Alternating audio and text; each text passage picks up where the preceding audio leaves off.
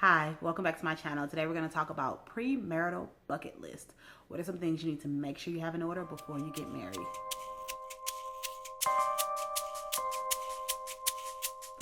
My name is Eboni Harris. I'm a relationship therapist and host of Room for Relations, Sex and Relationship Podcast. Today we're going to talk about premarital bucket list. I have been doing premarital therapy for 5 years now. 4 or 5 years.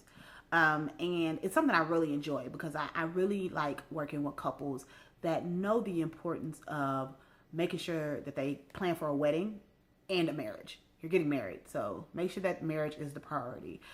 Being engaged is exciting. Planning a wedding is stressful, but it's important that you are setting a foundation for the actual marriage and that you're addressing things that maybe at this point you never even thought were important. And it is especially that you are spending this time to make sure that you have a good foundation for the rest of your relationship. And while you can't plan for everything, we don't know the future, we don't know what all is going to happen, it's good to kind of set your sights on, like, let's talk about these different things. So I came up with a premarital bucket list. So someone asked me, like, how do you know that it's time for me to get married? I don't have an answer to that per se. It's based on your relationship. It's based on your feelings toward the person. It's based on what you guys have decided. But I do think that there are some things that before you get married that you should have experienced. So I'm going to quickly go through my list of 5 things that you need to have experienced before getting married. The first one is knowing who you are. It's so important that before you get into a relationship, or before you get married, at least I'll say that you are aware of who you are. This means that you have set goals and you have met them. You know what you like and what you don't like. So many of us get caught up in the other person and going with the flow and wanting to be the person that they want to marry, where we forget who we are. So it's very, very imperative that you know what makes you happy, you know what calms you down, you know what you need in times of stress, things like that. Because as you're bringing somebody else into the equation, you can't always depend on them to give you what all you need. So you need to make sure that you have those tools in order to be able to take care of yourself, to what is my favorite phrase is self-soothe. You need to know how to self-soothe. You need to know, if I'm angry at you, I can't come and expect you to rub my back and make me feel better because I'm mad at you. So what do I need to do to make sure that I'm okay and to walk away? If I need to go for a run, if I need to go listen to music, if I need to go watch TV, whatever it is, find out more about yourself. Know who you are before you decide to get married to somebody else. This also means create the life that you want now, even if you are single, even if you are dating. Surround yourself with good people. Make decisions that are good for you, and that in turn will benefit the relationship. Number 2, I think you should have gone through a difficult time. It is so hard to watch people that tell me they have had the perfect relationship and nothing bad has ever happened. It's difficult to see them kind of crumble when something like that does happen. Now, people have different things that they lean on during difficult times. Some people lean on their religion. Some people lean on their family, friends. Some people have some type of an internal motivation that helps them through those times. But it's important that you and your significant other have went through a difficult time, preferably together. And you got to see how this person handled the stress. You got to see how you handled the stress. How did you guys work together? How did you guys resolve the issue? These are things that it's good to kind of know ahead of time. It's good to know how we work even under high stress. Do we snap at each other? Do we shut down? Those are things that you need to know before you get married, because marriage is a long time of good and bad.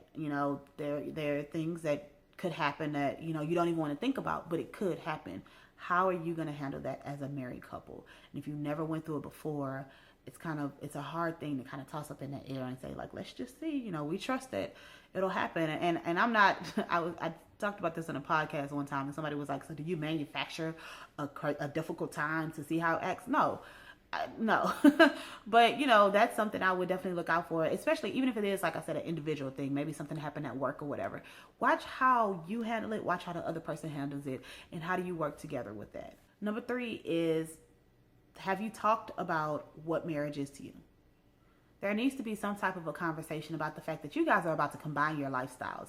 You're both living single lives. Maybe you've lived together for a little bit, but for the most part, you have lived single lives. How does that look when you get married? How do you expect married life to be? Do I expect to spend time with my friends when I'm married? Do I expect to go on vacations when I'm married? Do I expect you to take out the trash every day when I'm married? You know, like, what are your expectations of married life? What is different from married life than right now?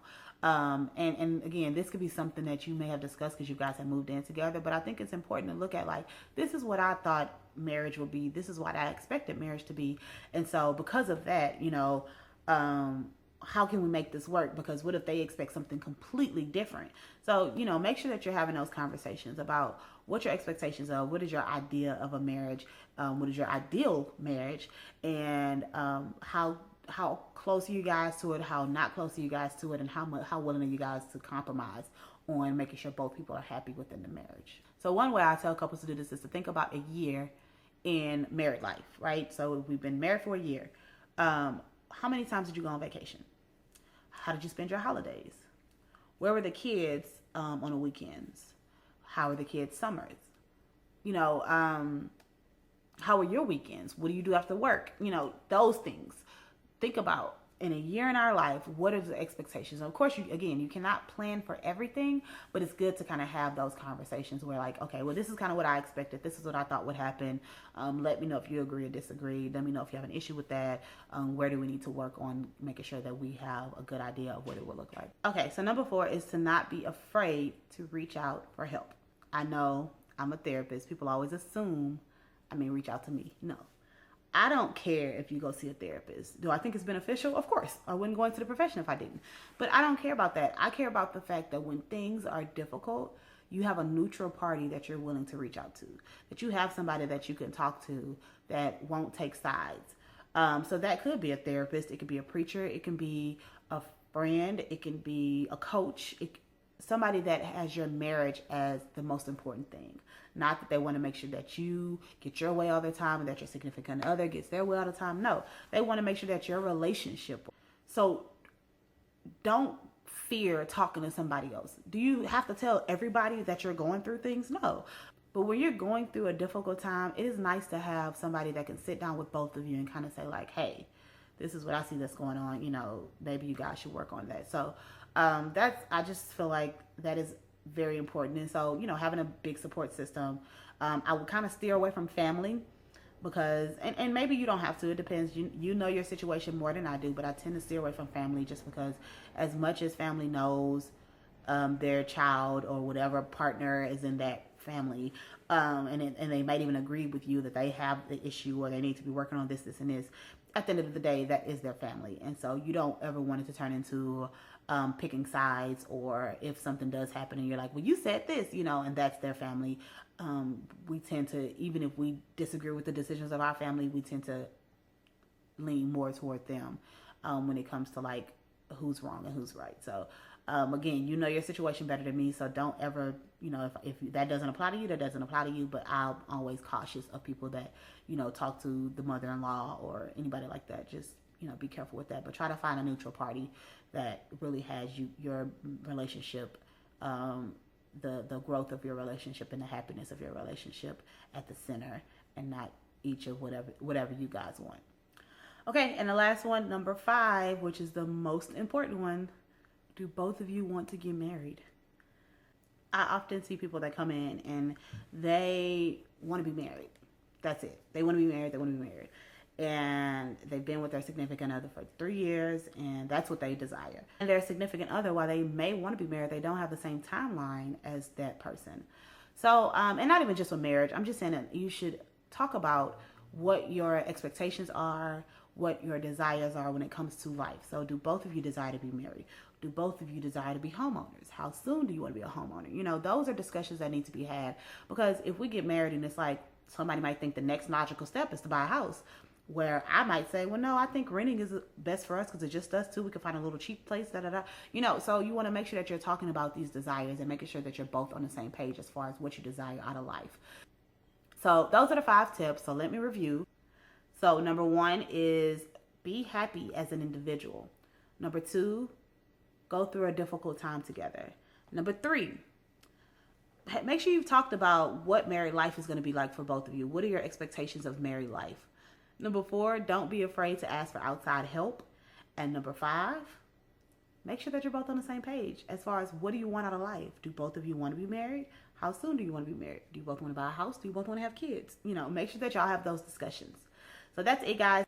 Thank you for watching. If you have a comment, leave it down below. Let me know what you think is necessary that you must do before you get married. What is on your premarital bucket list?